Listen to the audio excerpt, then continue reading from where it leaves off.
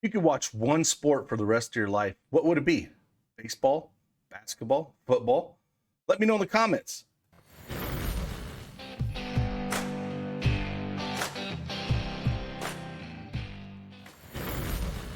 Hey, what's going on, everybody? It is Craig Bennett, aka Cash Cake, here with another early look NBA Prizepicks video. Small slate, 5-game slate. Yesterday, wasn't too bad. We ended up going 6-4. Had a couple blowouts. Kyrie Irving, we crushed that one. Over 25.5 points. He had 43. We missed DeJounte Murray. He only had 7 in a blowout. But we did get Jakob Poeltl over 13.5 points and 16 in that blowout. Jay Crowder over 11 fantasy points in the first half. He put up 15.4. And then Kevin Durant went nuclear as well. They got behind in that game, and they both had to carry that scoring load. So just went differently than I thought the game would go, so we lost that one. And then in the main card, easily went over Dinwiddie and Brunson's points, rebounds, and assists, so both won those. Just missed Joel Embiid at over 3.5 assists. He had 3.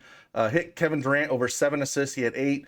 And then in a blowout with Donovan Mitchell, he only put up 1 assist, so we missed the over 4.5 there. So 6-4. Again, if you mix and match those with 2-man power plays, you should have came out on top and got yourself a profit. Continue to grind. Throw those 2-mans out there. They should be your bread and butter when it comes to prize picks. But with that, I got 4 plays that I'm going to talk about here. Nothing official, but there's 4 that I'm on the fence with. There's not a whole lot out there. I'll show you how small this card is. But with that, if you like these videos, hit that like button for me. Subscribe to the channel. Lets me know that you want me to keep doing these videos, and as long as there's a demand, I will keep putting this analysis out there for you guys, and hopefully it helps you make a little bit of cash. So with that, let's dive into it.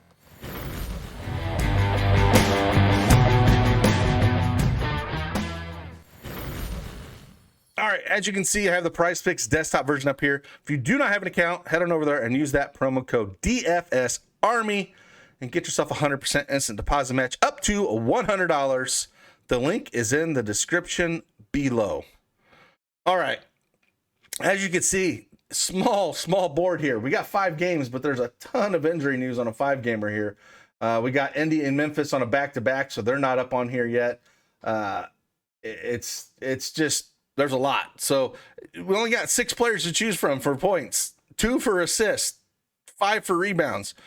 6 for points, rebounds, assists, 1 3-pointer block. So as you can see, I waited a little bit longer than normal to do this video. And the reason I was waiting is because there was not a whole lot up here. But I'm like, well, if I wait any longer, I'm not going to get one out early. So I said, well, I found 4 plays that I do want to talk about, and we'll just talk about those. And then I'll do a main video when they get the rest of the board up here, because this is pretty slim pickings. Nothing official here. These are just 4 plays that I'm digging into. I might make a couple of them official later and put them in.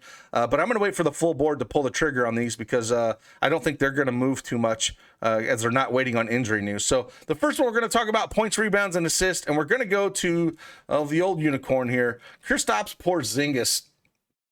And now he's going up against Milwaukee, which makes me extremely nervous. That's the one thing that makes me nervous about this play for sure. And so I was going to go over 29.5 points, rebounds, and assists here. Going up against Milwaukee, there's no Kyle Kuzma here.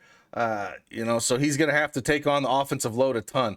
He was out last game. He put up 32 minutes, took 18 shots, only shot 39% from the field against that game in Houston, but put up 22 points, 13 rebounds, and 4 assists. So, if his shot's falling, get a few rebounds, I think he can get to this number. But there is definitely blowout risk with this Washington team that is crap. Even on the other side with Middleton being out, we saw it with Milwaukee playing Chicago. They still steamrolled Chicago. So it's a good team regardless if Middleton is in or out. So the risk here is definitely blowout, and that's why I'm not making this an official pick. But he should have all the usage in the world. And maybe, maybe we should look at this as a first half play and see if they got anything up here. Yeah, 9.5 points first half might be the better option if you're looking at it. But his shot needs to be falling. And he's at least going to play a half here. So you might want to look at that. But the one that kind of stuck out to me was the points, rebounds, and assists. But again, no official play on that one. The other one here I was looking at is Darius Garland. Darius Garland, I was looking at points, rebounds, and assists. I was looking at assists, and I was looking at points.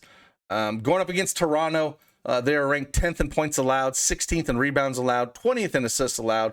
So the easiest thing for him is really assist. He's been doing real well lately. I think that's where I would lean if you're going to pick one of these, is with assists. He's went over this mark in 6 of his last 10 games. The number's at 10.5 at most books out there. Toronto's favored by 4, 215.5 over under. I think this is a spot where, the way he's been going, and they actually don't have the last game up here. Yeah, they do. Yep, the Lakers. I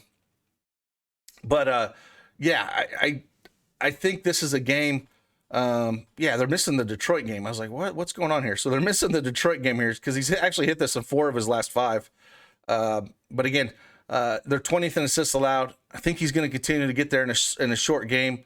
I mean, a small spread here. And this one feels the most comfortable. Like, points he's been getting there, but just barely. And with the line on the points being 23.5, he's actually went over this in 8 of the last 10 games. But he scored, 29, 24, 25, 22, 24, 25, 24. So I feel like that line is right. If you want to take a shot on it, for sure. I mean, he's taking a ton of shots as well. 23, 18, 20, 15, 21, 24. He is not shy. He's averaging 42 minutes over his last 5 games. And we don't have any Rajon Rondo out there either. So, again, points and assists are the way I would look at it. He doesn't do hardly anything for rebounds at all. So if we look at the rebounds in his last few games, he's just not getting them. 2 and 1. Then he had 4 and 5, and then 2. Assists would be my number 1 lean, and then I would go points, one of those 2 on the small card if you're looking for something to play. That's what I would look at here. The next one we'll look at here and talk about is rebounds. And Giannis 12.5 seems like a massive number here. He's played Washington twice this year back on November 7th, where he put up 18 rebounds, and he played them on February 1st, where he put up 15 rebounds.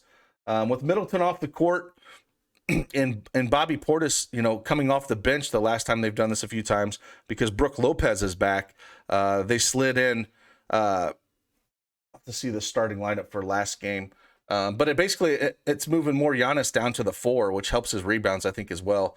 Washington is, ranked 20th in rebounds allowed, 22nd in offensive rebounds, and 15th against defensive rebounds. So, again, it's a high number. And the one thing you do worry about this one as well is a blowout, right? Because it's just Washington is just an absolute dumpster fire here. So that is the big concern here. So, yeah, looking back out the last game they started with Middleton out, they actually started Wes Matthews. So they started Brook Lopez at the 5, Drew Holiday at the point, and then they had Grayson Allen and Matthews at the 2 and 3, and then put Giannis at the 4. That's just going to help his rebound numbers. He's going to do whatever he wants anyways, but I think that boosts his rebound numbers up a little bit there. But again, one of those things with kind of like Porzingis as well. You kind of worry about the blowout. So a little bit nervous about that one. And we'll throw them all up here, even though they're not official plays for me. I'll throw them up there so you can kind of see them. That what I was looking at. But again, I'm going to wait for the full card before I fire at anything. These are just plays that I try to give you something to look at and dig into a little bit more, because there's nothing I really like on this early card. And the last one we're going to talk about here is we're actually going to go to Cleveland again. And we're going to go to Lauri Markkanen, man, the old ex-Chicago Bull here. We're going to go over 6.5 rebounds. Now, it's kind of been sporadic all over the place here. He's only he's went over this in 3 of the last 5 games. Again, Toronto's ranked 16th in rebounds allowed. He's played Toronto twice this year, went over both times back on December 26th at 7 rebounds. And then recently on March 6th, he put up 12 rebounds against them. If we go look at that game back on March 6th where he put up 12 rebounds, that was the game that Jared Allen got hurt, right? So he played 37 minutes that game. If it's a competitive game, he's going to put up he's going to play quite a few minutes. He played 37 that game against the Lakers. For whatever reason, they don't have the Detroit game. Played 32. Denver, he played 42. Philly played 33. Then played 46 in the overtime game against the Clippers here. So playing monster minutes here with no Allen. And I think it's, he's going to have good games and bad games. Philly is a tough matchup to get rebounds on. So I get that one. And then the Detroit game's not in here. I want to say they blew them out. I have to pull that up. But games that are competitive, and a game like this, I kind of like the over 6.5 rebounds for him, and he's done well in the past. So that would be one of the ways I would look at the over here. So again, not a whole lot on the board. You know, I can go through all this. It's like we got to wait for the full board here, but I wanted to get something out early for you guys, for you that wanted to fire early or just kind of maybe dig into some plays, give you my analysis on what kind of stuck out on the board, even though I don't think it's great, and I'm going to hold off personally until the full board comes out. I'm not going to fire on any of these this morning. But I've got Darius Garland over 10 assists, Giannis over 12.5 rebounds, blowout risk, Porzingis over 29.5 points, rebounds, and assists, blowout risk, and then Lauri Markkanen over 6.5 rebounds. One thing you could do if you wanted to, like, you know, if you wanted to kind of play devil's advocate. Let me show one thing you guys could do here on something like this where you think blowout's going to pay, right? So if you do power plays, right, where you got to get, where you got to get both right, 2-man power play 3x, right? So 3x your money. You could actually, if it's competitive, Porzingis is going to hit this over, and Giannis is probably going to hit the rebounds. So if you think you want to play a blowout, you could flip it and go the under on both of these, and then go the over on both of these, and hopefully both of them. I wouldn't recommend doing this that often, but if there's one way you want to maybe try to predict a blowout or a game that's competitive, and you think that both plays would hit if it was competitive or under, if not, that's one way you could do it. And if you get 3 extra money on this, you could get it and say you hit $20 here and you played it twice, right? You'd have a $20 profit if it hit in a competitive game, or if it hit in a blowout where they both went under or both went over. That's one way you could look at it. Don't recommend doing that a ton, but it's just one way, different way to look at it. If we're getting in April April NBA, where we're getting close to the end of the season, because April 10th is the end of the NBA season. So we got about 17 days left, and then baseball starts on April 7th. So it's kind of a nice changeover there, baseball coming in, and then we got really easy NBA playoffs where we don't have to dive in or worry about the blowouts so much, and we can really hone in on the plays specific to the good matchup. So with that, again, hopefully that helped out a little bit. Again, I am not firing. These are not official plays. I'm going to have a full board here around lunchtime, and I will put some official plays up there. But again, wanted to put something out for you guys. Hope you guys have a fantastic Thursday. We got a little NCAA action, Sweet 16. Enjoy some basketball. I'll see you guys on the flip side. Deuces.